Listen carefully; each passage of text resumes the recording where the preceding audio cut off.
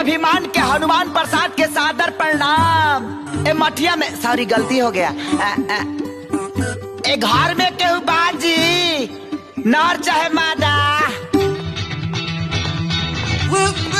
आई हो दादा कपड़ा बाया था पैटवा भी तोड़ ले भी कार है।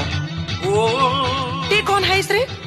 ना नीचे सलवार ना ऊपर कमीज ते कौना के बेटी है सिर्फ बदतमीज।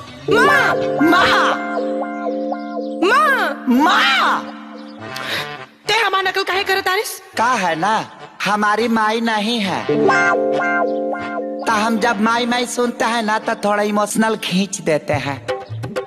माँ